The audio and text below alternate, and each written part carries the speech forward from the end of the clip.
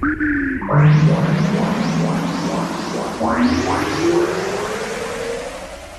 I'm Dave. And I'm Rob. I'm Todd. And I'm Nathan. And welcome to a special episode of the Doctor Who Show, where Rob and I have been joined in Sydney, live in the room, by two guests. Todd, Nathan, welcome. Thank you. Thank you. Good to be here. So for those listeners who aren't aware, Todd and Nathan are from two now other Australian podcasts. You've been doing Flight Through Entirety for 5 or 6 years now? I think it's only 4 years. I think we started in 2014. Okay. Still a while. Yeah. And so you're working through all of Doctor Who and you're now in the Christopher Eccleston era? Yep. I've just finished the first draft of episode 140, which is about the empty child. Well, that'll be fun. Yeah, so that goes out, tonight as we record this. Excellent. And you are also currently doing your Jodie into Terror podcast, which is your version, I guess, of our Rob Hot reactions to the new series. Yeah, and I wanted to take the opportunity to ask, how does it differ from doing your regular episodes? You know, because you've just seen the episode like that day. Yeah, so all of the stories that we talk about just about are stories that we've known for years and years, decades sometimes, and that we have really strong opinions about, or where we can talk about, Todd does this quite a bit, talk about our initial reaction and then how our attitude towards the story has developed over time. But this is very different from that because we're just blundering in and saying whatever the hell our initial reactions are. We literally have like 2 or 3 minutes each to give an opinion and a discussion, and you're not allowed to swear or anything because we're not really editing it. Well, Nathan's not editing it like maybe the beginning and end, and that's it. So you've got to be on your best behaviour. And so the difference is you might have made your mind up over decades on the other stories, but here do you find 24 hours later, 48 hours later, you regret what you said already because you've watched it again? And yes! We've only recorded 2 so far, and there was something I said at the end of episode 2, which Nathan came in and has made me reflect on the niceness of the current Doctor. So it's really interesting. I've watched each episode twice before recording, and last week, which was the first broadcast of the Ghost Monument, I had just finished watching it before we started recording, just a matter of hours before, and so I haven't sort of rethought anything yet, but I will be interested. I think someone has commented, I'm not sure who it was. It may have been one of you commented on Facebook that you'd be interested to hear what we said in sort of 2023 when we finally get round to it. Yes. So for us, we made Jodie into Terror a separate podcast because we've got a very definite mission on Flight Through Entirety, which is through the whole show in order. And so I didn't want to put anything in the feed that wasn't, the next season 1, series 1 episode, and so we made it a separate podcast and naturally named it after the next episode of The Chase. Yes. Yes. and it's much it's not as long either. Like it's only 15 to 20 minutes as opposed to whatever we get up to with the other, like 45 minutes to an hour. Yeah. It is going to be interesting because we're all of us watching Jodie Whittaker's character evolve and reacting to it very genuinely. Like, some people love her. I think, Todd, you and I are not disliking of her, but we're a little more ambivalent about the highs and the lows, for example. One day we're going to watch these episodes knowing that she had 7 brilliant years or was sacked at the end of 1 season or something, and that's going to cloud what we're doing and how we talk about it. And so it's interesting. It will be interesting to have that reflection. Yeah, well, it's been really present to us as we've covered the Christopher Eccleston era on the main podcast because, we did know Christopher Eccleston was leaving at the end of the year by the time episode 2 was broadcast, but we had no idea where this would go. That's right. And we certainly had no idea that it would still be going, 12, 13 years later. Yeah, because I guess for us with Whittaker, Dave, it's probably the case. We don't know if this is her character now or whether it's going to evolve a bit more or what's going to happen halfway through the series or whether this is it for the rest of the series or what. And as I've said in our hot takes, if you'd asked me to judge Peter Capaldi at the end of Into the Dalek, I would have almost written him off. I thought he was horrible in that. But I've come to really, really like and admire him. I don't think there's a single Doctor who hasn't evolved over their tenure in the show. For sure. Even Eccleston, who only got that 1 year. There's a difference between the beginning and end of him. Yeah. Yeah, I think they've all evolved. I guess for me at the moment, it's the writing, and I just want to see an episode not written by Chibnall that she does, and see what happens there. Yeah, I agree with that. Yeah. There's a couple of things I'm curious to know, that having you guys in the room now. All through my time in fandom, friends have always talked about doing what we dub the Great Journey of Life. Yeah. The long thing. I've now done it with the Goodies for the Goodies Pirate podcast, and that was a revelation in terms of episodes I'd ignored for 20 years. Suddenly I'm like, this is actually really good. I'm currently doing it with Blake 7 for Spacefall. The reason I've never done it with Doctor Who is I have this fear that there are some episodes that I know if I'm in the right mood, like The Nightmare of Eden, in the right mood, I can put that on and really enjoy it. Yeah. In the wrong mood, I couldn't get more than 10 minutes in and go, this is just stupid, and turn it off. Yeah. How often when you're doing FTE do you have stories where you sit there and think, if I'd been in a better mood, or I hadn't just had to get this done, or I was in the right mood, and that's clouded your enjoyment or otherwise of the episode? Oh, what a question. See, I often watch it like with the classic series, I'd be watching like a season ahead from when we were recording. So I'd always give myself time to sort of like, if I didn't feel like watching it, I wouldn't be watching it. But if I did feel like watching it, I would be watching it. Yeah. So I wouldn't be rushing to try and write notes. There were, there's the odd story that I really dislike that you kind of like, I could be doing the washing up or whatever. I think Planet of the Daleks took you 3 months to get through, didn't it? I think you're right. Like, I think, yes, that was one of the worst ones. It seems so long ago now, but certainly that, you've got a great memory, Nathan.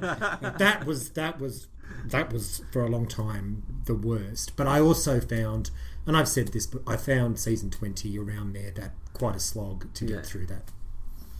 Yeah, for me, there were actually some early stories that I'd never seen before, and I'd never watched a recon either. And so I actually never found it hard to get through. And like Todd, I started a bit ahead. I had actually decided to do a sort of, still a great journey of life, but not the great journey of life, where I was going to watch my way through the Barbara Wright era of Doctor Who, starting with An Unearthly Child and ending with The Planet of Decision. And that was actually the context in which I watched my first recon. So by the time FTE came along, I was actually substantially ahead. And there have been times where I have had to rush to watch everything in time for a recording. And there were a couple of years there where I watched no television other than classic Doctor Who.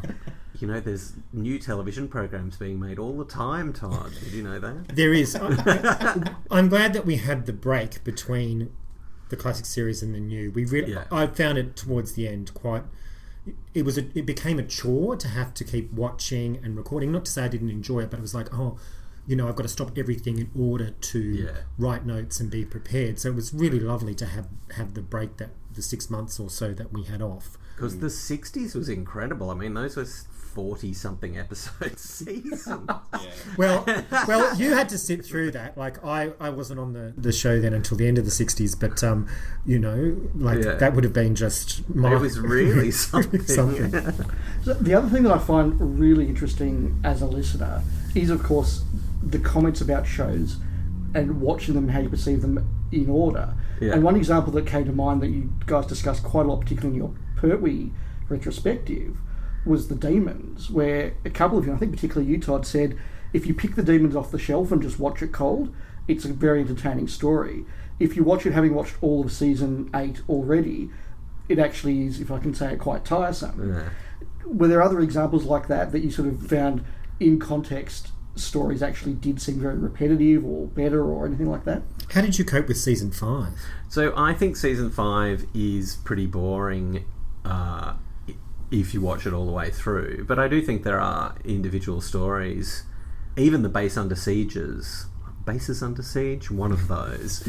Even the Bases Under Siege are okay, and certainly I think the Ice Warriors is actually pretty good. I only watched Ice Rose with that abridged episode 2 and 3 version because I can't get through it with all Victoria's screaming But I tell you what, Enemy of the World, that's sensational. That is superb, and that's not a base under siege, so that's sort of different.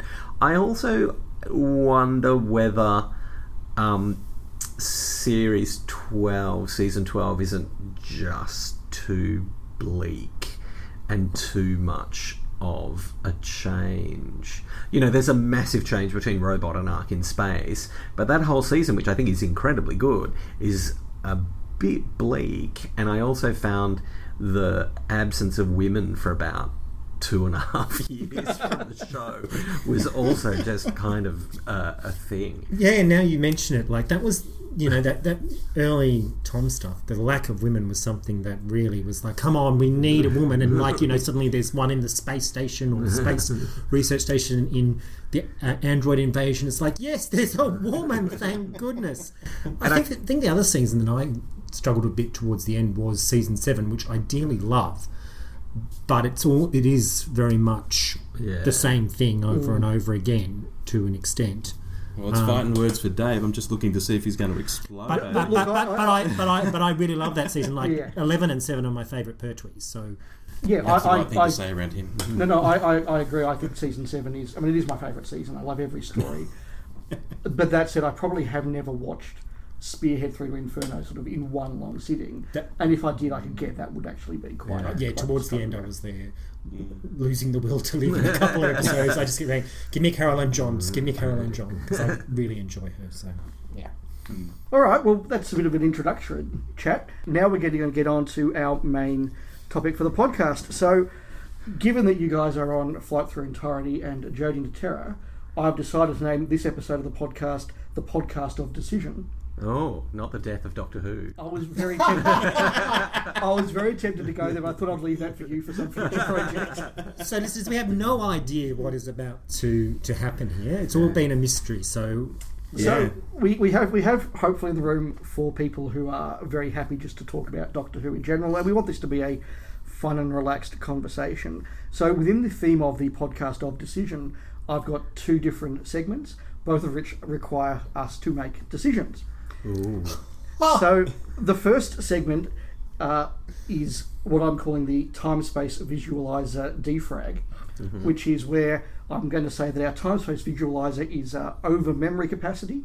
I'm going to randomly draw 4 topics out of an envelope each time, and as a group we have to decide which 3 are erased and which one we are keeping for posterity. Okay. Ooh. So we have to make a decision as a group, but I'm also giving each of the 4 of us a joker card, so that if there's one where you sit there and say, look, one of the things we're going to jettison I absolutely have to save, and this is my one pick, you can say that as well. So, and tell us why. So we're all comfortable with that? Yep. Yeah, you may have to explain it one more time. Start the furnaces. Going. All right, so I'll just unseal the envelope with all the secret topics. And I'll draw the first 4. We can go around the table and draw these. So our first 4 things, we need to decide which of these we keep and which 3 we go. We have Doctor Who conventions. Jettison. The Massacre. Hey, it's gone already. The original TARDIS console room. And our 4th one is the 8th Doctor. Wow. So we get to keep 1 and get rid of 3. Yeah. Well, I've had a lot of fun at Doctor Who conventions, but I really like the Massacre, and I really like the original console room. What do we mean by the original console room, do you think? I think of it as being the one in the Hartnell era. I don't sort of think of it as being the dilapidated one that is in the war games. Some photographs of some walls and stuff like that. It's season 1 and 2. Right. with that big thing on the roof and the 4Decatur machine and everything. Yeah, okay. Yeah. Well, I'm gonna say let's keep the original TARDIS console room, because I think it is spectacular. I do think it's sort of weird and a little bit upsetting that everyone wants it back all the time, because we can always just go back and watch those stories, for that sort of 60s futurist sort of thing. I want it back. Yeah, that is sad. And I'm kind of happy to do without the others. I've been to enough Doctor Who conventions, so they can go.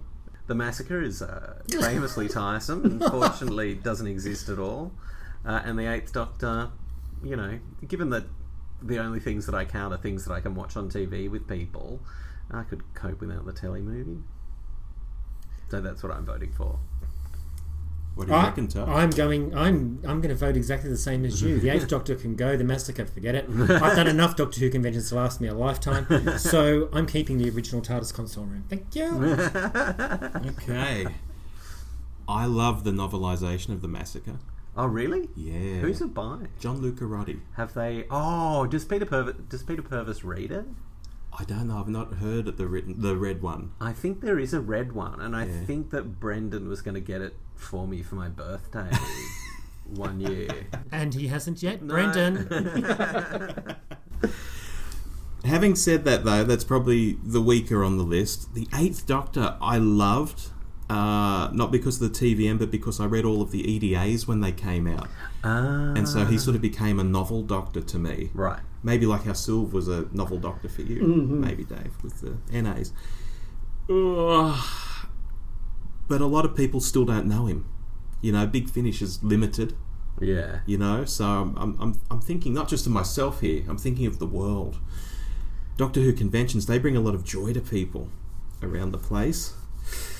But that original TARDIS console room, I still love it when it pops up in episodes. Yeah, yeah. I love it when it popped up in An Adventure in Time and Space. It popped up in a Capaldi episode too, didn't it? Yeah, I think Hellbent. Was it Hellbent? Or Heaven Sent? Yeah, or whichever one is the one that the is on second one? Gallifrey, Yeah. Hellbent. And it looks so good. And we've already said on our podcast, on our hot takes, that we'd like to see that instead of the Jodie Whittaker. No, that's a terrible take. I go with you too. I say we keep the original TARDIS console room. Look, I agree as well. I do love The Massacre, and I'm going to say, not just because I'm a fan of historicals, but as a Hartnell fan, and a couple of months ago we did our special on Hartnell and I explained why. Whenever people say that he was ailing or he was a weak actor at the end of his run, The Massacre is the one that I point them to and say, look at him as the Abbot in that. Look at his monologue at the end. This is a guy still in full command of his faculties, still able to be a fantastic actor. Well, that final speech in episode 4, that's fabulous. Yeah. Like, that is really something. I agree. But and it the doesn't Abbot, say he's the in rest it. of the But the Abbot's, show.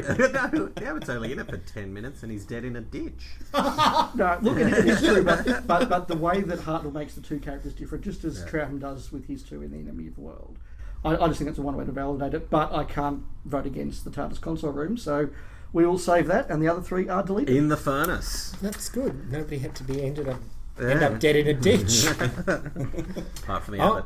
Nathan, I'll ask you to pull 4 out of the envelope.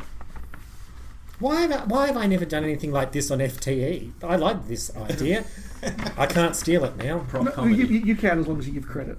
Oh, I'll give credit. We'll just give it a slightly Okay, different I name. have 4. Are we ready? We're ready, Nathan. The Idiot's Lantern, The War Doctor, Cliffhangers, Murray Gold.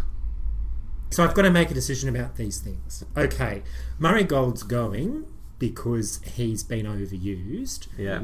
So he's tiresome. So Yeah. he did great work, but goodbye. I don't think we need cliffhangers. I think we just continue with 45-minute or 50-minute stories because otherwise you lose people between weeks. So that's goodbye. So that leaves me with The Idiot's Lantern. Not one of my favourite episodes, but Maureen Lipman is fantastic. Yeah. And the Doctor does quote Kylie Minogue or Stockagan Waterman by saying never too late. So I think I'm hedging my bets towards that. The War Doctor, really? Couldn't we have just got back Eccleston? No, goodbye. Yeah. So The Idiot's Lantern is the one I'm going for at the moment. Yeah. Does anybody want to fight against Todd's decision there? But Yes. Okay. Yes, I will. Okay. Murray Gold can go. As you say, he's overused. From time to time, he popped out a nice bit of music, but on the whole, overused. I agree.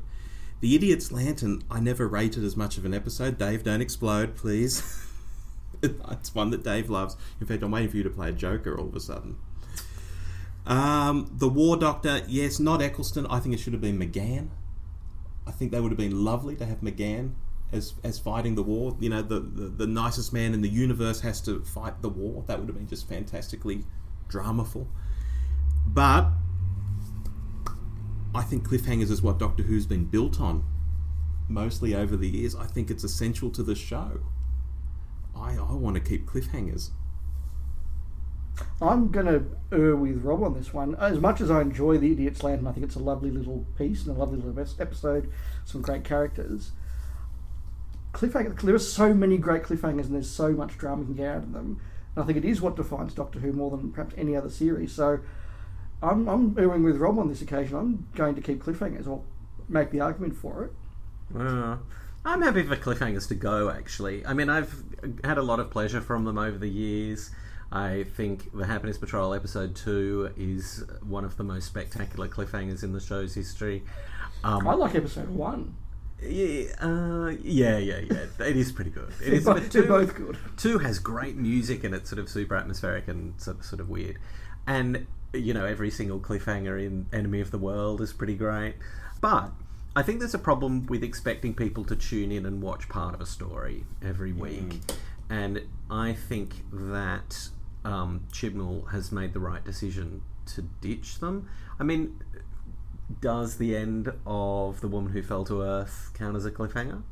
It sort of is. Yeah, it kind of is. But I think it was a very clever one. Yeah. Well, to keep the hook and to keep people in for the second week, but now we haven't had one in the second No, week, I don't think it'll be a thing. I think it was a good idea. There are always going to be people kind of sticking their head around the corner to see what the show was like these days, and it turned out that was the top show of the week and 45% of the TV audience were doing that, and so it was wise to anticipate that and get people back the next week, and I think he largely did that. But I do think that there is, cliffhangers are fun, but I think those of us who are apprehensive about standalone stories, I think given what TV's like now. But also, too, we've got less episodes now in this series, so I don't think we can afford to have as many cliffhangers. I mean, we used to... Cold Opens sort of became the cliffhanger into the credits. But we don't even know if we have them anymore. That's right. We don't know at this point. We'll find out tomorrow. I thought The War Doctor was a good way of solving a problem, and it was a great...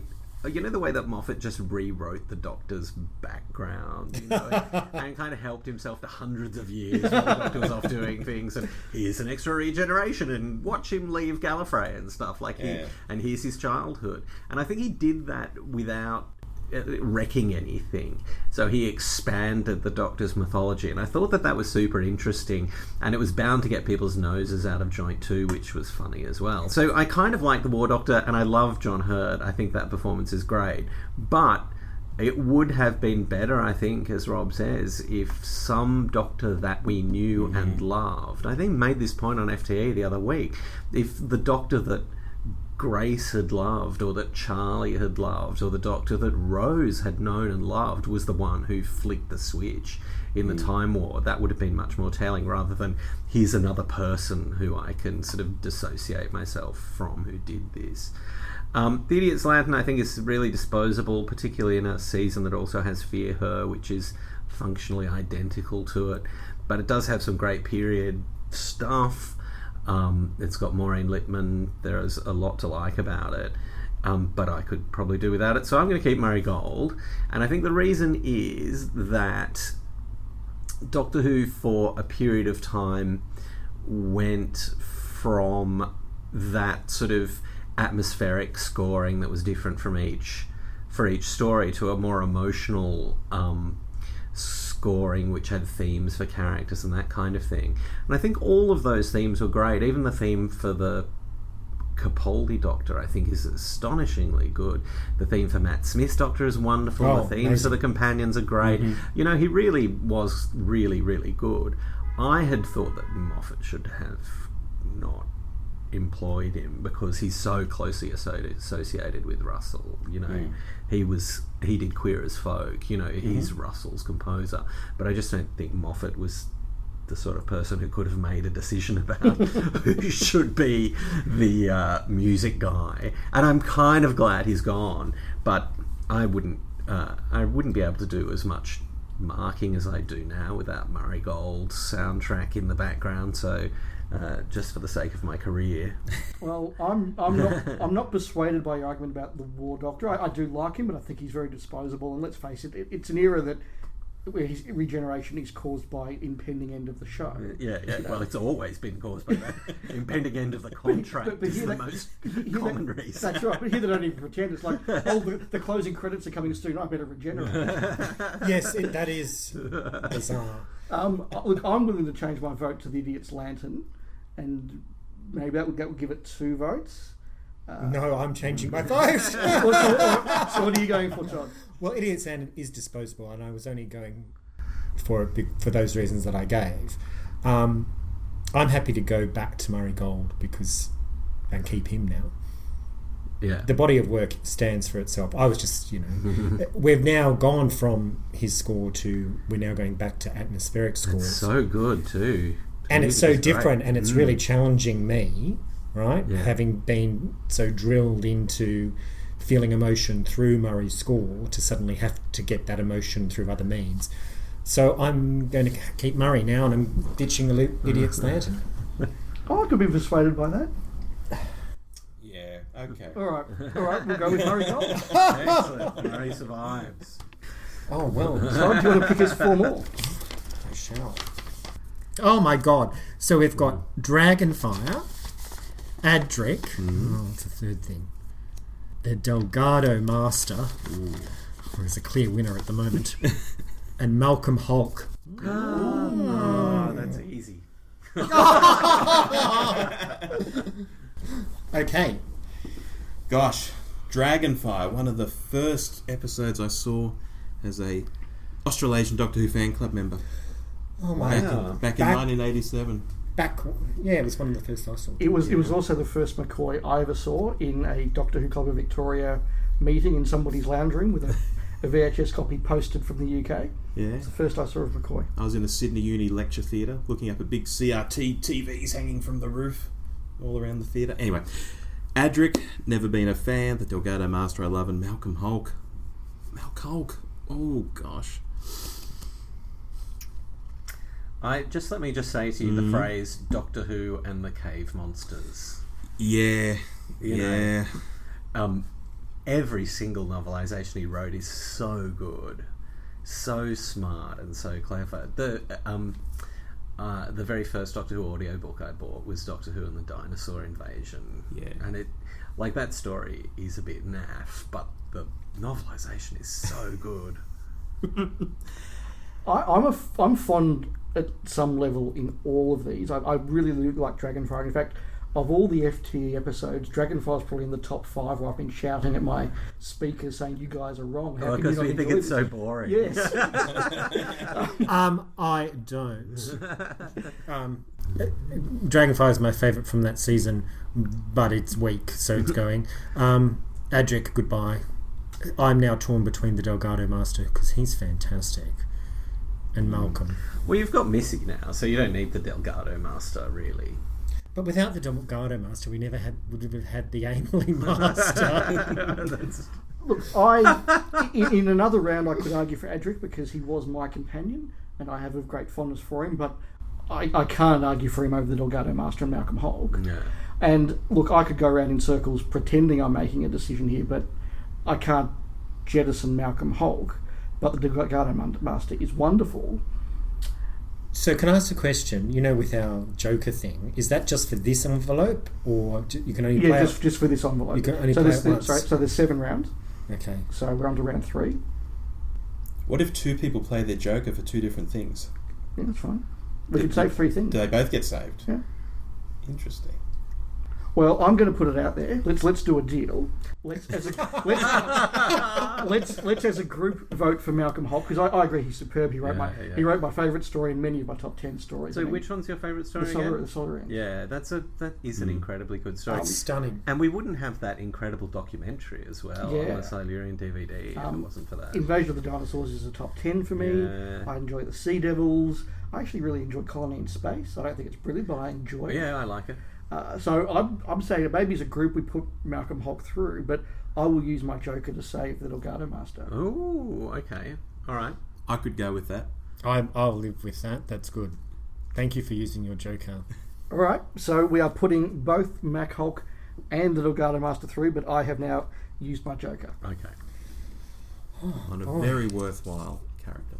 Yeah, I could take him or leave him. 4 from you, please, Rob. Okay, 4 from me. How many are in here, Dave? There's 7 rounds. Wow. Okay. First one, Mark Gatiss. Bye.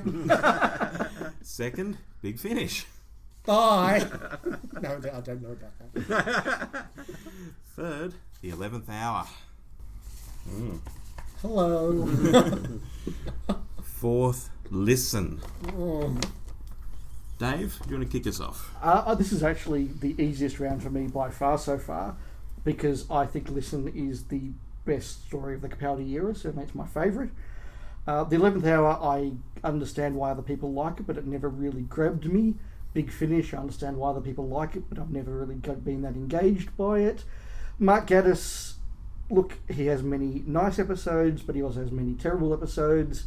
If anything were to convince me about him, it would be An Adventure in Space and Time, which I thought was a really good piece of drama that he did. But no, I'm very much prompting for Listen. I think that is a story that helps to see more of the Doctor without demystifying him. It's a wonderful performance by Capaldi. It had very serious fans arguing over what was under the Duna cover for like weeks afterwards, which was just fun to watch anyway. And I just think it's a wonderful, wonderful piece of television. And who was Orson Pink? And when was Orson Pink going to come back? That is true. That is true. That is a problem. But look, my vote is very easily for Listen. Okay. I would vote for the 11th Hour. I think I would vote to retain the 11th Hour. I think it is the first time that the show has had a sort of clean break, a completely new production team, with no previous cast members back at all, and Moffat has kind of set himself this puzzle, and he does such a great job of it. He makes the story work even though we don't know any of the actors in it at all. And you know, like, I think there's diminishing returns with Moffat a bit, as he sort of goes back to the same tropes over and over again.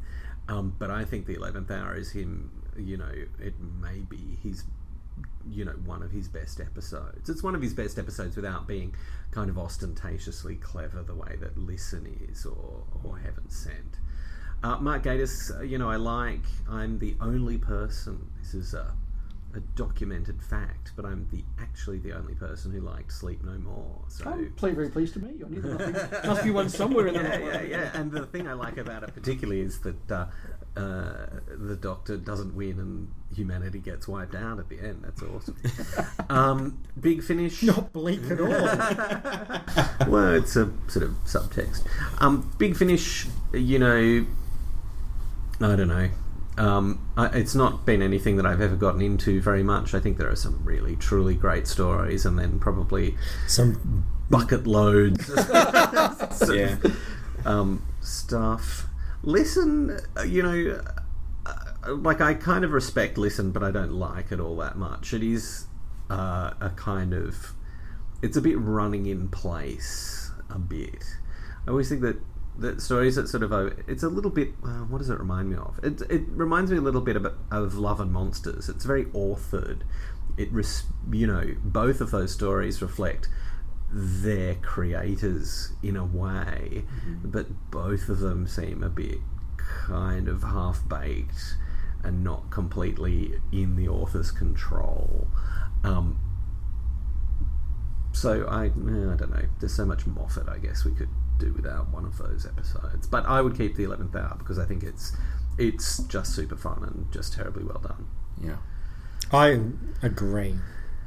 I went into that really apprehensive, and by the time Matt Smith had finished talking to young Amy, I was won over. I'm keeping the 11th Hour. As much as there's good things in the others and not so good things, that's it for me, the 11th Hour. Alrighty. Gatiss, very hit and miss for me. I love some of his stuff. I hate some of his stuff. Big Finish, similar. They just pump out so much stuff. Some of it's got to be bad, and in fact I think a lot of it is bad, but there is some gems in there to be found, which leaves 2 stories that I quite like. However, we were just talking about The Woman Who Lived in our episode of that, Dave, and you might recall a quote I made in that, because we're talking about debut episodes for Doctors, and I said when I watched The 11th Hour I felt I had seen something special. So, although I actually love both those 2 stories, I'm actually going to have to go with The 11th Hour. Seems that I'm outvoted. Not for the first time this weekend. But that is a great story. Listen is fantastic too. I really should watch it again. I actually find, there's whole heaps of Moffat that I haven't gone back and re-watched. And sometimes I'm a little bit disappointed. And I'd be reluctant to go back and watch Listen out of context as well. It would probably mean watching that entire season. But I don't dislike that season at all. No, it was a fine season. So the 11th Hour seems to be the majority pick. It is. Yes. All right. We'll go with the 11th Hour. This is going to go horribly wrong, isn't it? We're going to learn that the links are the, evolved version of ourselves or something at the end of this. It's going to be... See, I almost used my wild card on Listen. Almost. But I don't know what's coming up. We just have no idea. That's it. So, the next round... Carnival of Monsters. Ian and Barbara. Oh, don't do this to me. The Evil of the Daleks. Oh. It's all right. And Frontios. Oh my god. So you've put the best Pertwee story up against the best 2 companions there in that round. And arguably one of the, if not the best, Davison, and one of the, if not the best, Troughton. No, I don't think Evil of the Daleks is all that good. Look, Evil of the Daleks is okay, and it does there are some fantastic things in it, but there's a lot of padding and a small amount of unfortunate racial stereotyping. But where it's good, it is phenomenal. Yeah. I think that is true.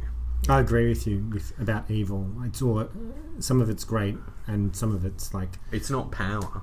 No, Power. I think Power's better. Yeah. So I'm happy to ditch Evil of the Daleks. Frontios is possibly. Did I make it my favourite Davison? It was certainly the most surprising. It's really good, isn't it? It's really phenomenal. But it's Ian and Barbara, Todd. I can't. I'm not saving Frontios.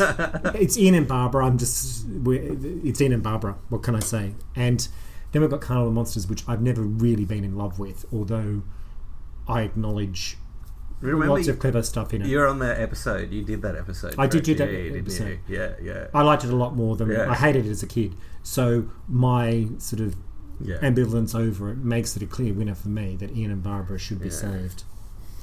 I think Carnival of the Monsters is easily the best Pertwee, and it's one of Holmes's cleverest scripts, and it's the one where Joe tells the audience how evil they are. There's people out there watching us running away from Drashigs. They must be awfully evil. That's us. Well, Nathan, if we decide to save Ian and Barbara, you could always play your Joker. Well, you don't preempt me. But I think Carnival of Monsters is a great Pertwee, despite the production and stuff. It really is a clever commentary on Doctor Who, and it's the first time really that Doctor Who kind of turns the camera on itself and starts to do a story about what it is, and I like that a lot. Look, I would argue to keep all of them. Evil, I think he's a really good trout. I think where it hits the mark, it is phenomenally good. Frontios, I actually think, is Davison's best performance in the role. It's not my favourite story in that era. That's Planet of Fire. But Frontios is in the top couple. Do you remember Plantagenet's having a heart attack? Yes. And Pete runs in and goes, tear down those wires, and Teen goes, I've only just put them up. And he goes, well, jolly good. Tear them down again. He's so great. He's so good in it. And so we'll be ashamed to lose that. I agree with Carnival of Monsters, and I spoke before about the FT episodes where I'm shouting at you going, you guys are so wrong. Carnival is one of the ones where I remember going, this is a whole new take on it that I now need to go watch again and appreciate in a different way. That was really, really good. But it's Ian and Barbara, who are just, and again we spoke about this in a Hartnell episode a couple of months ago, so phenomenally good in terms of their performance, so phenomenally good in terms of their characterization, the way they work with the Doctor, the way they hold plot threads, so totally on their own. I rewatched and listened to the Crusades recently, and they are both just superb in that. Oh, and they're superb at holding the whole thing together when people forget their lines or sets are about to fall apart or whatever's happening. Mind you, if they're on different cards, Ian would be gone like that. Oh, yeah, certainly. But, together they are. Well, I'll dive in quickly and say, back on our Davison episode, I love being able to refer back to episodes. It doesn't look like I'm just doing this to spite anybody in the room. On our Davo episode, I said Frontios is a story I didn't get as a kid and I still don't like as an adult. Okay. Even when he puts on the half moon specs and and then the panpipe music plays. The panpipe music plays and I all love the panpipe music. Yeah, it still just doesn't get me. So I could flick Frontios, Evil of the Daleks. If that was Power of the Daleks, I'd be saving it, but it's Evil, so nah. Yeah. And then Carnival of Monsters versus Ian and Barbara is where it's at for me. I can't get rid of Ian and Barbara for the sake of one story. So I would save Ian and Barbara versus Carnival of Monsters. Alright, well, I'll save Carnival of Monsters. Okay. So you're playing your Joker? Yep. Alright, so the group is saving Ian and Barbara, and Nathan is playing his Joker and saving Carnival of Monsters. Yeah. Very good. Alright, we've got 2 rounds to go. I haven't played my Joker yet. I might regret this. It's 2 rounds You're to way go. too late. Todd, it's your turn to do the... I almost saved Frontios. I really... It is really that was good. one of the most surprising... Anything in here? You're going to find yourself saving Mordred Undead, aren't you? Jesus, I don't want that. Romana. Oh. Which one? It's just this Romana. She's just one person. Planet of the Daleks. That can go. Hastily handwritten, I notice. Oh my god. Ace. And the Rani. The wretched Rani, as she's known. Oh. Rob, Somebody do you else kick us wants off? I'll kick us off. Romana. I love the first Romana. Not so hot on the second Romana. I know that's controversial. Well, it would have been in the 90s, but I think it's less controversial these days. Is that right? I reckon so. I reckon since The Key to Time's come out, particularly on DVD, there's been a whole new groundswell of love for that season and for Mary Tam and for everything that goes with it. She deserves that. She's superb. Yeah. Nathan always says that she takes a year off acting, it's sabbatical. That's okay though. I mean, but that's Tom okay. takes about 6 years off acting. But you know what? I'm actually in agreement with you. I actually prefer Mary Tam over Lala Ward, which I didn't as a kid.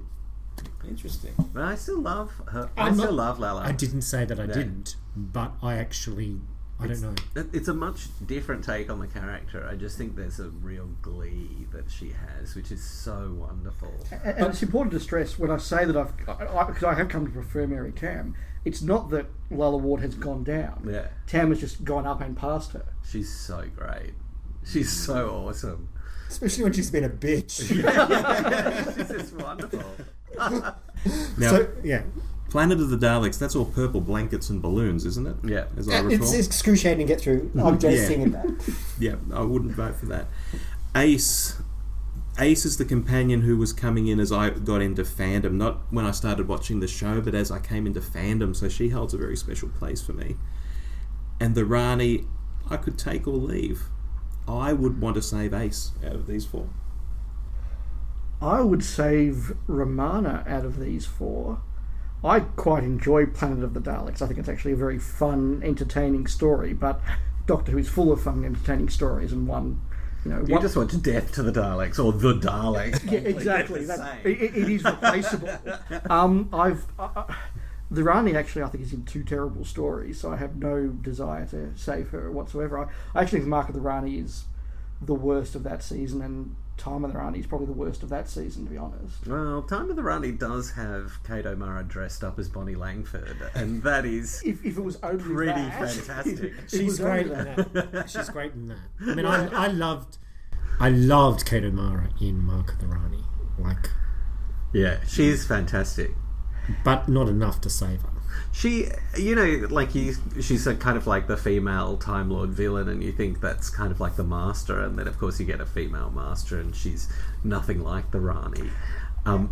And the other good thing about ditching the Rani is that therefore won't have fan speculation forever and ever that every female that turns up in the new series will eventually turn out to be the Rani. I just think that's silly. Like, you remember when people were going, Missy's going to be the Rani? And it's kind of like, how much scaffolding conversation would have had to take place for that to work for anyone but a tiny, tiny group of very sad people in the audience like us. I still think that the Rani's going to turn up any day. Yeah. It's Good grief. It's Yaz. Yaz is the Rani. If you are Well, she's either that or she's Nissa at the moment. She could be anybody. If you're asking 8-year-old me, it would be unquestionably Saving Ace, but that was 30 years ago. Yeah. Your tastes have matured. I'm putting away childish things. And I'm going to go with Romana. Yeah, look, I'd agree with you. I think that I like Planet of the Daleks, but it's kind of disposable. I love Kate O'Mara. I think she's fantastic, but, you know, whatever. I think Ace is a great character, and she brought, you know, a whole new way of telling stories about the companion into the show, and it's the thing that we have now where and we've got Rose, which is kind of a better version of Ace. Yeah. I was going to say, well, what if we didn't have Ace, we wouldn't get Rose? That would be kind of terrible, but I'm not going to do that because I'm kind of happy to junk Ace, because even though she's a great character, there is a kind of, you know, that sort of early afternoon BBC children's show swearing that she does. Yeah. and the accent, Shame or whatever it is. Yeah. Boom, shame, whatever. That was Bambera said shame. yeah, no, toe rag and Yeah. Bilge bag. bilge bag. And I just think Romana is superb, both of them, you know, all of them. She was the noblest Romana of them all. Yeah, look, I have to agree with what you've said. I really love Ace at the end of the show. She's fresh, she's new, and I think Sophie just gets better in the role. But I'm going to save Romana. Well, 12-year-old me who wrote to Sophie Aldred is going to do a wild card on Ace. So we're saving Romana and you're saving Ace? Yes. Fair enough. They both get through. Excellent. Nathan, do you want to give us our final round for this or our final sets of picks for this? Still got a wild card, Todd. Yeah. That's it. I hope that I've saved the best to last. Maybe I get to use it. You'll be saving Colony in Space. Here's one you'll be saving. The Key to Time season, Gallifrey, The Twin Dilemma, and it's stuck. Clara. Wow. Well, I think there's an obvious winner there. I think there's an obvious winner there. There is an obvious winner. Are they all the same obvious winner? Yeah, I think so. I think I know what your obvious winner is, and mine might be different. Ooh. Okay. So I'm saving The Key to Time season. That's what I because thought. I think it's just fantastic. It's the Graham Williams era when it's not suffering from patently horrific budgetary problems like it is in season 15, and when it's a whole heap of sort of brown cardboard space corridors as it is in season 17. I still love season 17. I think it's sunny, it's fun, it's super enjoyable, it's great. It goes to hell at the end, but you know, it's great. Gallifrey is horrific. I was so glad they destroyed it, and sorry when they brought it back. The Twin Dilemma is obviously an atrocity, and you know, Clara I think is actually pretty good. I've got some sympathy for the view that having a sort of brittle and unlikable companion alongside a brittle and unlikable doctor probably wasn't such a winning combination. It's a very good way of summarising it. I like that. I think she's a good actor, and it's you know, unsurprising that she's gone on to do good things. Yes, I think she's a better actor than her predecessor, but the for sure. the character is I'm ditching Clara. She's in a ditch. Gallifrey's going. All those sofas, Todd. I want to save the Key to Time is my vote, but if I didn't have the Twin Dilemma, that I wouldn't get to rant about episode 1 on FTE. So at the moment my vote's for the Key to Time, but Look, my vote is for the Key to Time as well. I'm with you. I think that Clara is a far better actor than she's a character. Indeed, by the end, she stayed too long. She was just annoying without being redeemable. Gallifrey, look, I don't dislike it as much as you, I think, Nathan, partly because a lot of those Gallifrey stories were part of those endless repeats when I was a boy. Yeah. So the first time I saw Gallifrey was the 5 Doctors, the second time was the 3 Doctors, and then I was sort of coming into sort of being 10, 11 when Deadly Assassin and Invasion of Time were repeated.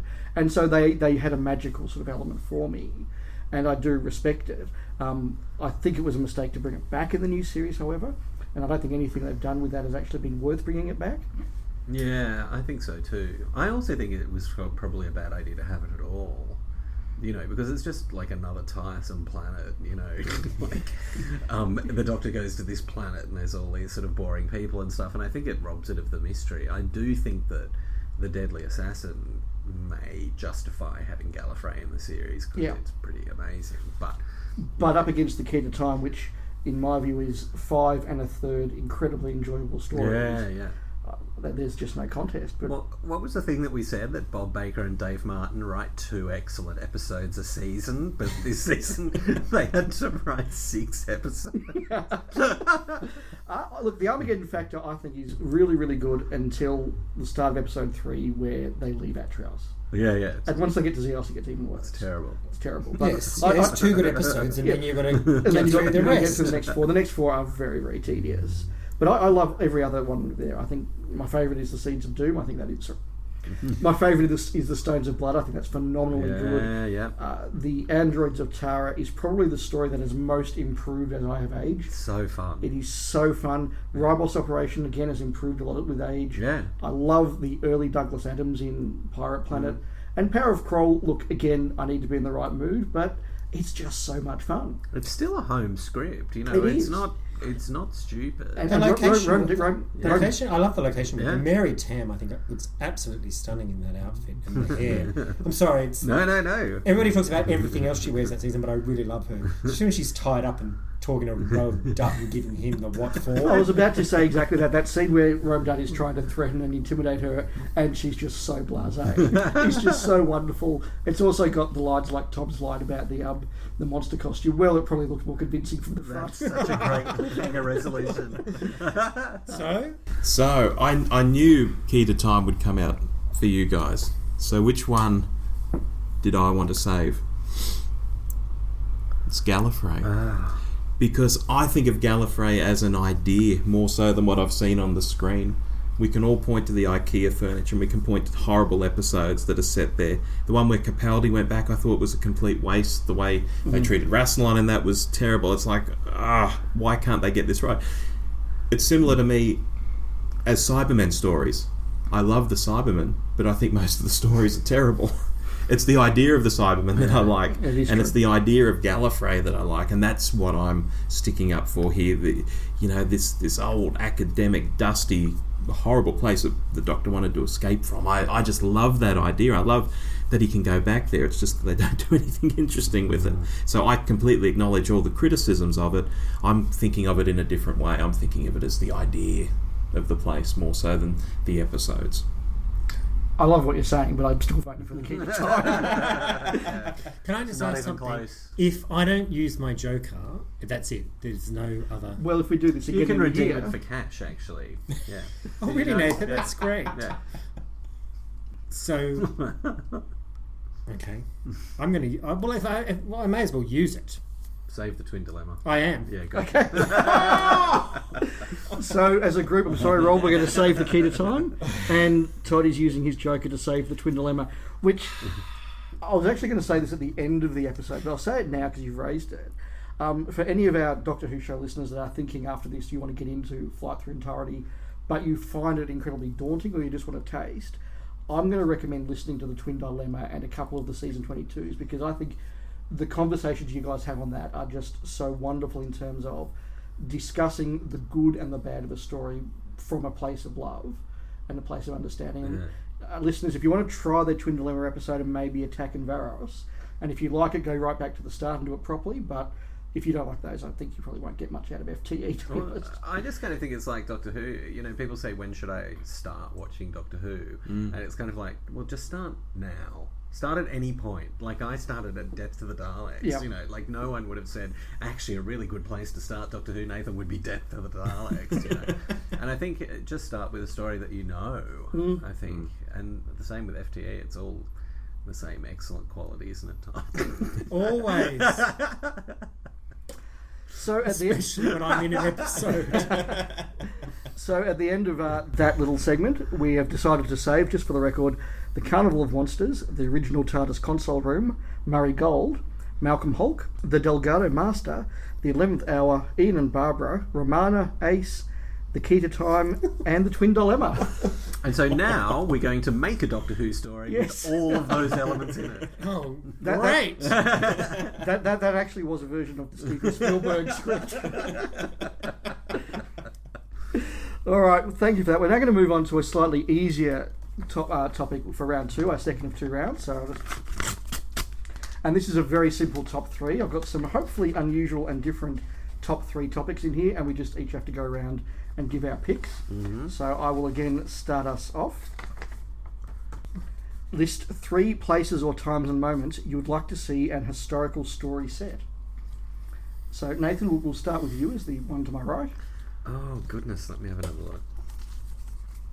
I'll jump in here and ask Dave if they've been covered in some way in the show before, or if they've been covered in spin-off media before. Are they excluded, or can we go there again? Your top 3. Okay. You go to the same place 3 times for all I care. Yeah, okay. I'm going to visit, Augustus in Rome on Monday, Wednesday, and Friday. Yeah, that would be a thing. I'm a Latin teacher, so I should say something. But I'd be quite happy for there to be sort of giant monsters threatening 5th century Athens. I think that would be kind of exciting. I would certainly like to see Doctor Who on its budget recreate that. I want Cleopatra. Yeah, Cleopatra would be good. Egypt, the pyramids, more than what we've had before in the past. Yeah. I don't know if I can get 3. What if we go around and do one at a time? Yeah. Well, that's yours. Okay. Athens. I want something more in Egypt to do with pyramids and Cleopatra and that sort of thing. Yeah. Yes, we've been there for Pyramids of Mars and for some of the Dalek Master Plan, but I just would like, that's what I'd like. Ancient world, it's got to be Alexander the Great. I recognise we've done Farewell Great Macedon, and I also believe one of the Decalogue stories had Barbara married to Alexander the Great, one of those short stories. You're in the pushing Decalogue. my memory from last century's literature there. It was a Jim Mortimer story, and she was married to him, and it was really quite weird. It was good, but it was weird. I'd like to see something done around Alexander, if we're talking ancient world. For my first pick, I'm going to go something around Mary Queen of Scots. I think Mary Queen of Scots in Scotland, so between her time in France and her time in prison, I think that would be wonderfully shot, beautifully written, and that's something that I think Jodie as well, particularly if it was in her era, that could be a really good dynamic, Jodie and Mary Queen of Scots. So that's my first. Have they ever done Victorian England on the show? I think that, Not well. I wouldn't mind something to do with China, not Marco Polo era, but something else to do. You could go back and visit Lin Futu from Fort of Doomsday before he gets captured. We could go back in time and prevent him from getting abducted. Well, that's coming later this season, 4 to Doomsday 2. It'd be 5 to Doomsday. No, wait, 3 to Doomsday. We're counting down. Oh? Yeah, apparently. Okay. It's funny, isn't it? You do kind of want Doctor Who to do something kind of non-European, but I just worry that they would stuff it up or be embarrassing in some way. Like, I think the Aztecs is incredible because it's a non-European culture. I'd like the Incas, I mean, I know it's the Aztecs, but it's something. That was actually going to be my number 2 pick, so we're in sync on that. It's just, you worry about the morals of it. Do you know what I mean? Like, the Aztecs didn't die out because of human sacrifice. They died out because Cortez came and sort of the Europeans came and beat the Slaughtered crap them. out of them. Yeah. Yeah, that's right. Like so you just worry about whether they're going to kind of get it right or not.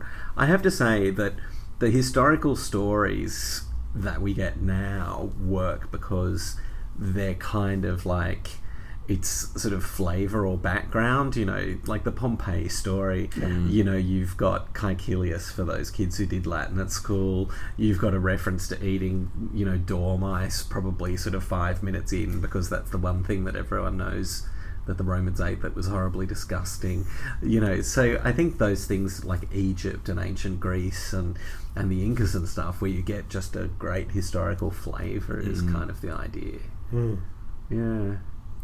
I'm going to toss my hat in the ring because I've always had a thing for Black Orchid. I like that 1920s era. I like the fact that Davo was in it not wearing his costume. I like a lot about that. But I think a modern series that I liked, like Peaky Blinders or something like that. And I think of that post-World War One era. I think you could do something interesting in there. Maybe soldiers with PTSD. Maybe, I don't know. I'm not going to make up the script here, but just that era I think would be really interesting, and I think the BBC could just knock it out of the park without even blinking. It'd look just fantastic. I love the historical detail in Black Orchid. I think it's so fun. Yeah. It is trippy. It's a shame about the rest of the script. I actually don't mind it. I'm not the same as Brendan, although it is kind of horrific, really. But, it's problematic. Yeah. But episode 1's awesome. So I've said my second pick is the Incas, so that's 2 for me. I just keep coming back to Japan and China. Like, I just I don't know. Do you want to see that unseen story that, they drop Margaret Savine off and then they go to Kyoto? That would be awesome. That would actually be pretty good. But again, it's not down to sort of historical detail. Well, I want them to go back to the does prehistory count as history?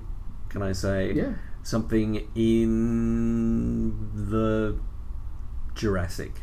Yeah. That's actually pretty cool. How about they go back in time to the point where Sir Charles Grover and Professor Whittaker materialise, so they've got someone to talk to. That's fantastic. Let's do that. Okay. Okay. Thank you. Yes, I've said what I needed to say. All right, for my final one, I grew up watching Sesame Street, and it was the era on Sesame Street where they still played a lot of footage of New York in the 70s, and it looked really grungy and grimy and graffiti and stuff. I would love to see the Doctor on like a train covered in 1970s graffiti and people carrying boom boxes, or that might be about mid-80s. Late So basically 70s. Star Trek 4, but with Doctor Who. Yes. That'd be quite good. Nothing with Amelia Earhart. that never turns out well. No. All right, we've thrashed that one out a bit. Next topic, please, Nathan. Okay. I really thought those first picks were going to come into this second round. No, I'm not that clever. Yeah, that they were going to fight each other until there was just one thing left in all of Doctor Who. 3 Doctor Who characters that never stated are gay but clearly are. If it's a couple from the same story, you can count that as one pick. Okay, so I'm going to say Vogel is clearly gay. Kara's little secretary. The past master at the double entry. He is the past master at the double entry, clearly. Obviously, Harrison Chase is terribly gay. Professor Whittaker, let's say. Oh, neither. No, Professor Whittaker. Professor Whittaker from Invasion of the Dinosaurs. Yeah, in the novelisation, he fantasises about using the time scoop to speak to Noel Coward and Oscar Wilde. Lovely. So there you go. I've picked all of them. No one else in the show's ever been gay. I'm going to... I'm going with... well, I've got one. Go on. Dallas Howard, who plays yeah. Perry's stepfather. Howard. With Howard. those little shorts. He's Daisy Dukes. Yeah, Perry's stepfather. I've got to think about other characters now. Continue. Well, I'm going to say the very obvious one is I'm going to go for a couple, Marco and Giuliano in Marco Mandragora. Yeah. And not only is that, I think you can actually quite read it into the script, but if you watch some of those scenes, particularly the torture scenes, with that as in your mind, they take on an extra level of poignancy. I think that's actually really, really good. I'm going to go for Andrew Garfield's character in The Evolution of the Daleks, where you could read it either way, but I think I'm going to just put it out there. Yep. And for a third one, just for a bit of consistency here, Nathan, I'm going to go for Dr. Lawrence in The Silurians, which I think just adds a whole extra dimension to that character. Idiot's Lantern, the young The bloke. boy. Yeah. Bloke in that. Yep. And That's almost definitely stated. Yeah, it's isn't almost it? stated, yeah. I think, but it's not. no, and we know Mark Gatiss, and we can tell that he's being sort of, There are signposts for those who want to read Yeah. it. And Amelia Rumford and Vivian Fay. Brilliant. Rob? Dave, I think you've missed... Is it Oscar from The Two Doctors? Yes. I actually want him to be straight because he's so obviously sort of camp and stuff, and I like the idea that straight men can be like that as well. Yeah. And like he's easy to read as gay, and he's clearly that sort of over the top comic character, but I like straight men who are like that as well. I think that's a kind of nice thing. And so I want to imagine that he really did think Anita was sexy rather than decorative. Mr. Kimber. Sorry, they're all just coming to me. Yeah. Bygone. Bygone, yeah. The Borat. Quillem. No, you see, I don't like the idea of Quillem because I think that's actually a very bad stereotype. I think, Quillem's I think Quillem is terrible. Yeah. Because he manages to be camp and facially disfigured as markers for being evil. And unpleasant and sadistic and all that, yeah. All right, Rob, sorry. I struggle after that. I was thinking, Mike from Remembrance of the Daleks, his hair is just so good. He does have good hair. Yeah, he's got fantastic hair. He was one of my 3 Doctor Who crushes when I was young. I can see, I can understand. Yeah. Yeah, and I'm struggling after that. You've all named some good ones. You can borrow a couple of top speeds if you want. Yeah, I think I will. I'll borrow a couple of yours, Todd. For at least one. Yeah. Garmin. He's terrible. Such a terrible actor. I'd often wondered that, and that's really what I wanted to know. Asmail. Oh, that's what you did there. Mr. He was technically Mike Gates is actually never stated in the show, Yeah, Mike Gates. Yeah. and he does end up with Tommy. Oates and Quill. Oh yeah, definitely. Did I get their names right? Humbug and Handbag. Yeah, those two. Yes. Oh yes, those two from the Mysterious Planet. Then Right. I'll officially throw in Mike Gates. All right, Thank fair you. enough. Todd, another top 3 topic for us, please. What will it be this time?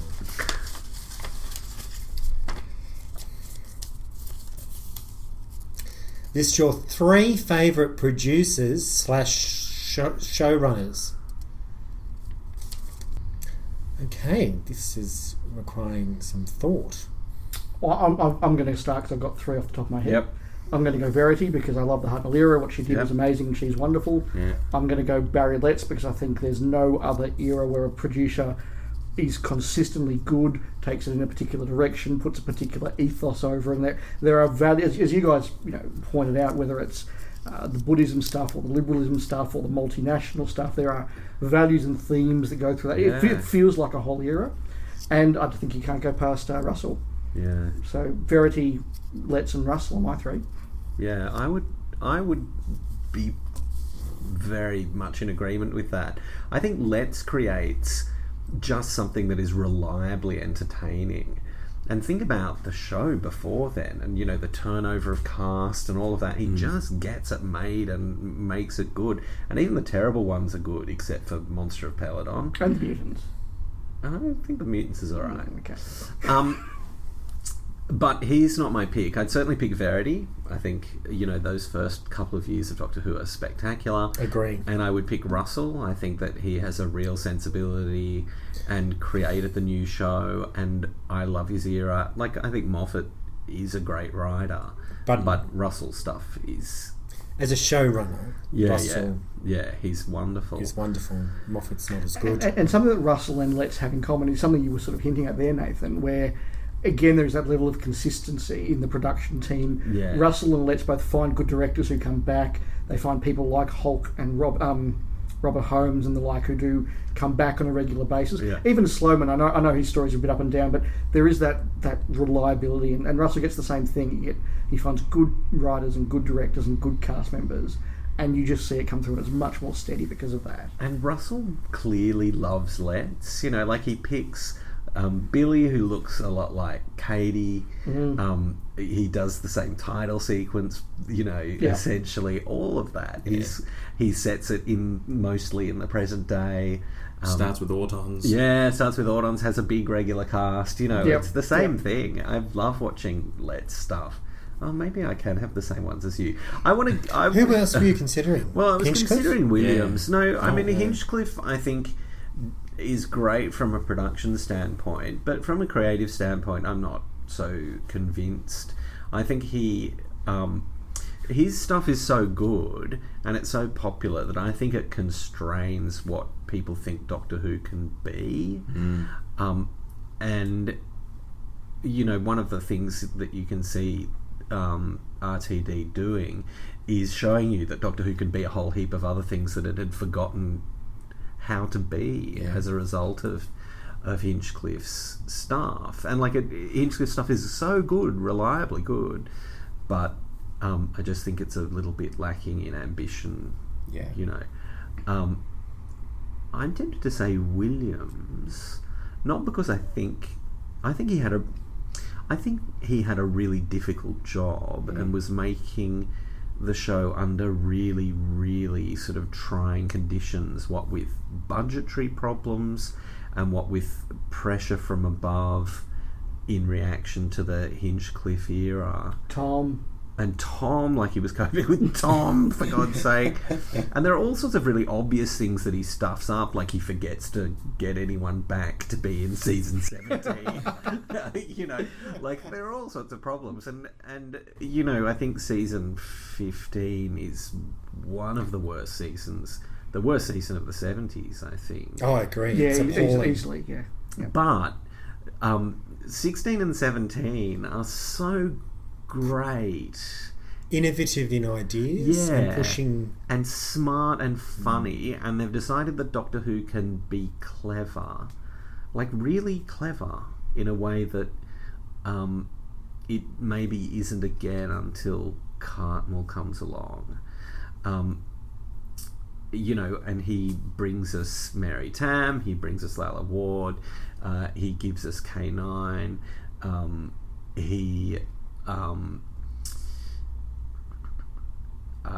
he brings us Douglas Adams, and I think the show would be poorer without him. Well, I think that's a really good pick. I will concur with Dave, and I'm going with Verity, Barry, and Russell. I'm just going to be slightly different. I've got to throw in Hinchcliffe because I just love his era that's fine. because I grew up with it. It is a very good era. Like there's the story for story, it is phenomenally good. Oh, Yeah. I agree. Yeah. But watched it a batch, you do see some of the problems. But we, Of course. watching it, felt that Yeah. it made Doctor Who unreal, and the characters, like, you know, suddenly you just had one female and one Doctor, and there are no other female characters. Its flaws became more evident in our journey. Well, I mean, I enjoy it, Yeah. but I'm not going to pick him. Yeah, I think it's really reliably good, but there are a lot of long dead evils returning to sort of wreak vengeance and stuff. But I totally understand. If this was a top four, Hinchcliffe would be my fourth. Yeah, me too, I think. Yeah, so my three would be Letts, Hinchcliffe, and Russell. However, if we could split up the JNT era, I'd almost go for Cartmel and JNT. Not his other years, but just those 3 years. You see, I'll go for Bidmead and J&T, but Cartmel and J&T would be up there as well. Yeah. Yes. It's just a shame about. Say would. Less said the better. Okay. List your favourite 3 Dalek stories. Oh. They're all terrible. No, they're I'm all kidding. good. We're going to think about the new series too, don't we? Yeah. Well, yes. Look, I struggle to remember all the ones that we've had. What do you think? I'm going to start with my favourite, which is Dalek Invasion of Earth. I just think that's a really good Dalek story. They're really well used. I probably have to throw in there Parting of the Ways. Actually, I'll say just Parting of the Ways, not the two-parter, the second part. Well, no. I think you can count both. Yeah, right. The We'll count Daleks both. appear at the end. That is true. Yeah. And the build-up and all the boom music. Yeah. That's actually pretty cool. I'll let you guys have some picks while I decide my third. Well, just about my favourite ever Doctor Who story is Bad Wolf Parting of the Ways. I think it's spectacular. And you're going to hear us on the topic in a few weeks' time. Sounds good. But I absolutely adore it. It's everything that Doctor Who, can do. It's so confident and so terrific. So I think definitely that first. I kind of want to say Power of the Daleks because I just think it's an incredibly good story and among the best of the classic era. And it's just that we can hardly watch it. There's that sort of fairly crummy animated version. I haven't got to the end of that still. It's really not very good. I rely on the CD. Yeah, the CD. I think it's really wonderful. I have to say that if it was that I'm tempted to pick The Stolen Earth and Journey's End, but for reasons that really have absolutely nothing at all to do with the Daleks, so it seems like cheating a bit. So instead I'm going to pick The Chase. What about Daleks Master Plan? I don't know. It's because it's one of mine, so snap. Okay, so The Chase. I'm going with The Chase. Because it is terrible, you know what I mean? I mean, it's incredibly ramshackle. It's appallingly badly made by the lovely Richard Martin, who's a big sweetheart, but isn't very good at ensuring that all the studio doors are closed before a take happens. But it's super, super sort of crummy and enjoyable, and the regulars are so wonderful in it. And I am still absolutely gutted by what happens at the end of episode 6, and I don't think I'll ever recover. So. And it's got Stephen with a beard in it, so it's a tick for me. Yeah. I'm tossing up between Master Plan and Remembrance. Oh, So yeah, while I they're both continue, great. while I continue tossing up, Todd, what are your thoughts? Gee, there's so many good picks. Planet, Resurrection. No, I'm not picking those. Victory. I'm going to go with The Stolen Earth, Journey's End. Yeah. Over Bad Wolf Parting of the Ways because I adore Bad Wolf. That's the first part, isn't it? Yeah. I absolutely adore that episode. The second episode I like a lot, but not as much. So that's what I'm going to go with that one. If I have to pick a modern take, thinking of all the other Dalek ones in modern Doctor Who, there's nothing else that quite sort of Daleks appear in things, but is it a Dalek story? The only one that I would even put up there from the new series, other than those two, I agree they're the two best. Dalek itself, I think, would be the other one that in contention. Yeah. That is a really good episode. But I'm going to go back. I will choose Remembrance because when I watched it, it was so good. Yeah. Yeah. I really love Revelation, but I'm not going to choose it because it's really more of a Davros story than the Daleks per se. I like it a lot as well. So that leaves me with no other choice but Death to the Daleks. There you go. Which I absolutely love. I don't know how you can dislike Planet of the Daleks and like Death to the Daleks, when essentially one has the word planet crossed out and death written in there. 1, it's got Sarah Jane Smith. 2, it's got Belial. 3, it's got 4 episodes. Yes. And it's got the City of the Exlongs, and it's got hoo ha. So I'm sorry, and it's got that wonderful cliffhanger where they look at a pattern on the floor. So 4 episodes, Death to the Daleks. Yeah, all right, you win.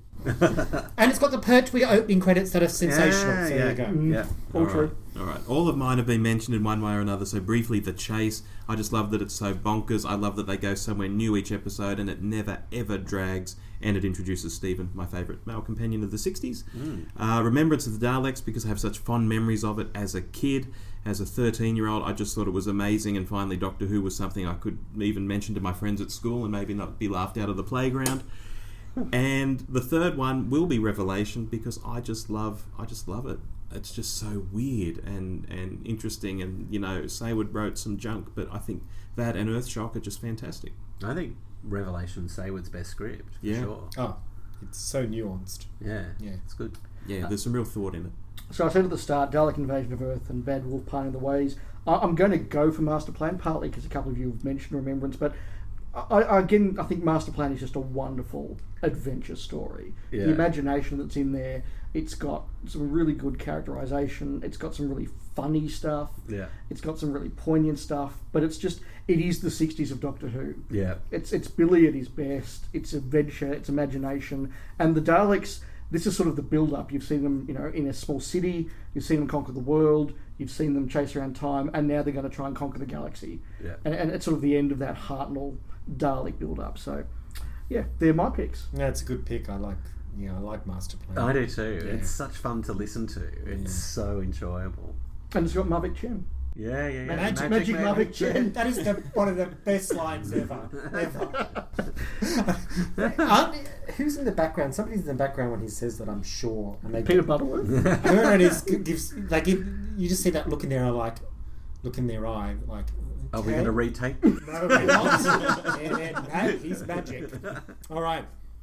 Nathan, do you want to give us another topic? We've got 2 to go. All right. Here we go. List 3 Doctor Who guest stars. I should really have worked out what that was going to stand for. List 3 Doctor Who guest stars that made you go, wow, they got them. Well, John Hurt. Bill Nye. Yeah. Bill Nye. There are some interesting ones though, but they're before they were famous. Like you could look at a Carey Mulligan and say, wow, they got Carey Mulligan, but she wasn't Carey Mulligan at the time. Not yet. No, she wasn't big. But I knew who she was. Did you? Mm. From Bad Education. No, that was later, wasn't it? I don't know. I might have been schooled into knowing who she was because Dr. Brian Lindsay told me so. My top one is Timothy Dalton.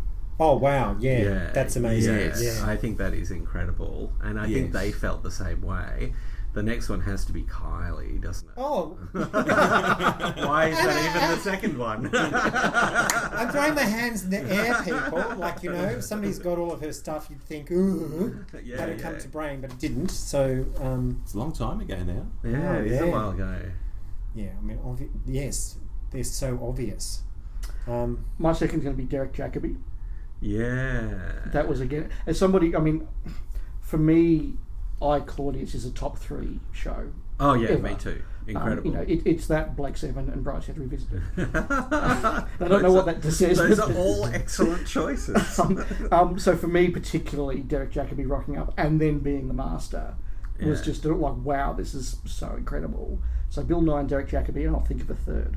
Yeah, Bill Nye's definitely one that you kind of go, oh, okay. Yeah, I'm sitting on Nye and Hurt at the moment. Hurt has done a lot of crappy stuff though.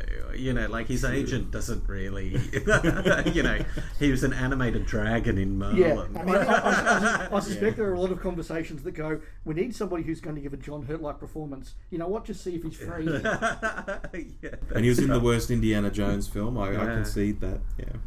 It's funny, I never thought, like when that came up, John Hurt is the Doctor, I went, so?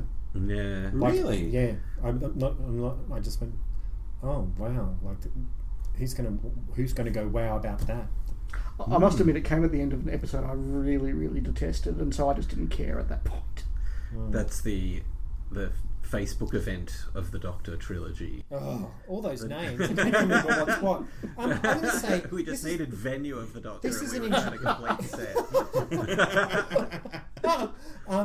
Alex Kingston is somebody that comes to mind because when they got her for that episode, I kind of went, oh, because she was in ER, and I thought, and then when she came back, like I didn't think they'd ever be able to get her back. Like I don't know, she's not quite on that same level, but it's something that for me kind of at the time went, oh, okay, like you mean, and then she was supposed to be this character. I said, I'll never get her back, never. So her recurring status sort of surprised me that she kept coming back. But again, she is English, isn't she? Or is she English? I don't know. Or she? Oh, well. Well, she was in Grange Hill, wasn't she? Oh, was she? I think so, yeah. I'm just trying to think of original series. Well, I don't think they ever get like big names for original series. My third pick is Simon Callow, and because he comes into it sight unseen, playing Charles Dickens, which was his signature role in a sort of what was then an unknown science fiction series for children. Like, no one knew what Doctor Who would be like or whether it would be any good. And there must have been stacks of goodwill towards Russell or something that means that they can get people like Simon Callow and Simon Pegg, you know, who isn't yet the sort of movie star, you know, genre stand-by guy that he is now. You know, and Tamsin Gregg, you know, who is only a TV actor, but like a super incredible TV actor, you know. But I think in that series, Simon Callow is a pretty surprising get. I knew he was big.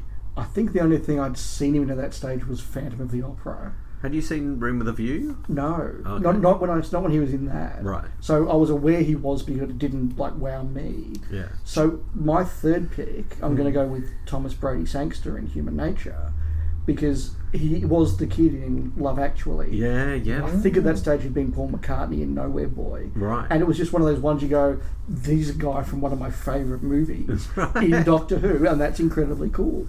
Like Bill Nye, you just go, I know this guy, I love his work, and he's now in my show. Yeah. John Cleese.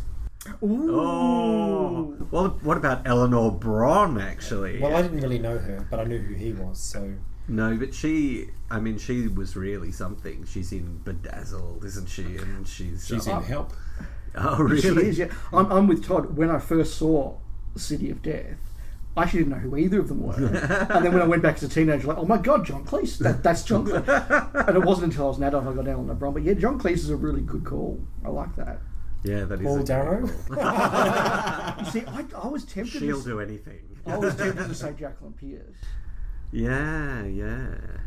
That was pretty amazing. And, you know, and again, there's a production where we've gone, we've got this sort of Serverland-like character. Let's just ask Jacqueline Pierce to do it. Brian Blessed. Yeah, he was pretty huge. That Yeah. was pretty big casting. But he had done a couple of Space 1999s, and so clearly his agent... And Blake Seven. And Blake Seven, yeah. Linda Bellingham as the second wife in... The second Carol Drinkwater regenerated into Linda Bellingham. Yeah, no, she was my Mrs. Harriet. She was my Mrs. Harriet as a kid, so I did recognise her in Trial. I mean, they're a bit more of a stretch because they're people you recognise off other shows, like as opposed to like Dalton and Kylie, yeah. which I think they're the two big ones. And Bill Nye, perhaps. Yeah, I think if we're going for big, they're the three.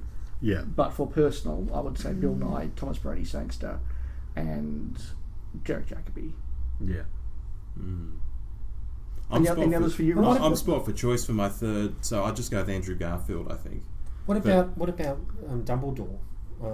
Michael Gambon. Yeah. That's true. Yeah, that's pretty big. And he had been Dumbledore a couple of times at that stage, I think. Oh, yeah. I just remember him in that, not the Borat movie. Was it Borat? No, it was he was in the first Ali G movie as the Prime Minister, and he's terrible. But he's not working with the best material. Okay. Anthony Stewart Head. Oh, yes. Yeah. For TV, at least. I must admit, when friend of the podcast, Richard, and I were running the Doctor Who Club sort of towards the end of our time in the wilderness years, and that was when Big Finish started doing all those alternate casting stuff, and somebody had some of those CDs on the table to sell to meeting, and the number of people, so it wasn't a Doctor Who Club meeting, it was a multiverse meeting, so we had people from all different fan clubs there. And the number of people who come up to the table and see us, they go, "Oh wow, Anthony Stewart Head! Oh, it's Doctor Who." So he was a big deal. He was very big at the time. Yeah, it's a big deal. Yeah. I'm surprised no one said Beryl Reid. Well, you see, I didn't know who Beryl Reid was, and she's obviously the best thing about Earthshock. I had seen her in the goodies, and I'd seen her. Of course, I didn't recognise her though. I'd seen her in The Secret Life of Adrian Mole before I saw her. Secret Life of Adrian Mole. She was his nan. Really? I'm sure she was. Is it possible to ever see that again? No. Because it had Julie Walters in it, didn't it? Yeah. What about Zoe Bonnet? Maker, yeah, she was big. She Or was. Catweasel. I remember Catweasel. Cat Weasel's in it. Jeffrey Malden. Yeah. Anyway. No, there's a lot. It's more than we think. I do have Adrian Mole on DVD.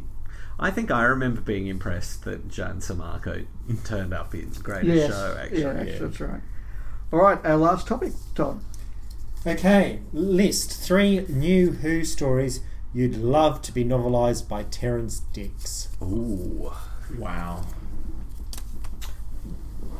Dave the Doctor. Yeah. Did you read the Moffat novelisation? I tried to. I liked it. I respected it. Yeah, I guess that's a fairly reasonable response. It was super smug, because it was Moffat. It was a really smug novelisation. But, sometimes Moffat, I think, can be rightfully smug. He's super smart. And that one scene where they're all in the tower and it's told chronologically, you know, 3 times, I think is really clever. It's a really good book. Yeah. I can understand not loving it though. Respect is not a bad thing. Yeah. But I would love to read Terrance's version of that as a special, having read the 3 Doctors and the 5 Doctors. Yeah. I think School Reunion. Yep. Ooh, yep. Bad Wolf / The Parting of the Ways. Yeah. Yeah. And a third, I'm still thinking of a third. I'm going to go with Midnight for my second. Yeah. Because I think that Terrance, and I'm going to assume here that he's writing a modern book and not just a 124-page script copy. I think Terrance could do a lot with Midnight. I think that'd actually be a really good book to read. Imagine Malcolm Hulke's Midnight. Ooh. Yeah. Do we think that Terrance would be better at taking a really complex story and making it simpler, or taking a simple story and just doing a simple version of it? I imagine him as taking a good story and making it better, or taking a story where there's space in it and making it better. And I see Midnight as that sort of a story where there is space with character and ideas and atmosphere that he could do stuff. Although I do now want to read the Malcolm Hulke giant lizard version of Midnight. Yeah. Well, the thing outside's clearly a giant lizard. Absolutely. Yeah. You see, my take was that he was writing one of his classic Target novelizations based on it, so that's where I'm coming from. He wrote a thing called Made of Steel, I think, which had the modern Cybermen and the 10th Doctor in it. And he didn't really get why the 10th Doctor wore those clothes. And it was sort of very strange. It was a sort of weird old man version of the new series. I'll kick off with dinosaurs on a spaceship. Oh, okay. Yeah. Because I just think you'd have some fun with it. What about Malcolm Hulke, though? Oh. As the giant lizard expert. Imagine Malcolm Hulke doing The Hungry Earth. Yeah. Well, he did. So Basically did. That's true. What's the Kylie Christmas one called? Voyage of the Damned. Yeah. Yeah, that would be good. I think he'd be great. Because go. it's a rollicking space adventure. I think he'd do a really good job. There you go. For the same reason, I would like him to do Evolution of the Daleks. Or what's the first one called? Daleks in Manhattan, Evolution of the Daleks. I think he would do that really well. Everyone kind of hates that, and I can understand it. But it is a kind of preposterous, old-style Doctor Who story. And I think he would do that really well. And for that reason, I'm going to make my third pick The Long Game. Oh, okay. Yep. Yeah, I can see Which that. is a story I like, but I think he would make that work. I could imagine him writing Adam in a really interesting way. Yeah. The editor in an interesting way. The monster. Although Malcolm Hulke could do the giant lizard on the roof. No, so I'm going to go Day of the Doctor, Midnight, and The Long Game. I think you could also do the opening of season 4 with the adipose. Yeah. That would be fun. I think that would be really fun. What's that called? I can forget. It's called Partners in Crime. Oh, that's right. That's the one. Yeah. I'll chuck in a vote for The Unicorn and the Wasp. Oh, that's a great one. Yeah. Because, again, I think you'd have fun with it. The only reason I'm going to disagree with you is that if he does it, there's less chance that Gareth does it himself. Oh. And I would love the Gareth novelisation of that. Yeah, that would be good. Yeah, very true. Well, I think I'll do Evolution of the Daleks. I'd quite like him to do Aliens of London. Mm-hmm. Don't you think that would be something? You know, like a big an alien invasion, you know, like the ones that he sort of did so many of. I think that would be really fun. And let's try something. I thought you were going to say, let's kill Hitler. And let's kill Hitler. Good one. You know, no, maybe something sort of preposterous like the Pandorica opens or something. Give him some Draven's dimension. And potentially, if Terrence Dix did the novel, by the end of it, I would actually know what happened. Yeah, I'm still not sure if Rory's an alien. I'm still not sure if Rory's an Auton at the end of that or not. No, the universe gets rebooted. Right, It's okay. fine. Yeah. Yeah. Oh, what about the next Doctor? Can you do just the first half of the next Doctor? No, with the Cyber King bit. I think he'd be really good at that. That would be actually quite good. I'll round out on a Christmas one too, and I'll do a Christmas Carol because I just think it's so nice and comfortable when I watch it, and I think he could do a nice, comfortable novel of it. Gosh, that's a good story. Yeah. I mean, it is so good, isn't it? It's a beautiful one. Yeah. Unlike the terrible thing that comes next. Was that the widow and the wardrobe? Ugh. Oh yeah, that was The terrible. Doctor, the Widow, and the Wardrobe. That Well, was whatever terrible. it's called. I don't care. I don't even want to watch it ever again. But I mean, poor Stephen Moffat, you know, even if he takes a year off or something, he has to churn out a Christmas special, and they're sort of diminishing returns. He really does some... But that's the bottom of the barrel, I think. yeah, it is pretty terrible. Yeah, I think it would have to be. Although I did fall asleep during the Snowman one as well. Oh, I love the Snowman. But then again, that's the version of Clara I love the best. So. Yeah. Well, it worked out badly for me because I fell asleep during the middle of it and woke up and suddenly somebody's tears was saving lives. I'm like, no, this is nonsense. I'm turning it off. The problem is that I then tuned into the Bells of St. John, and I was like, why is Richard E. Grant this? What's going on?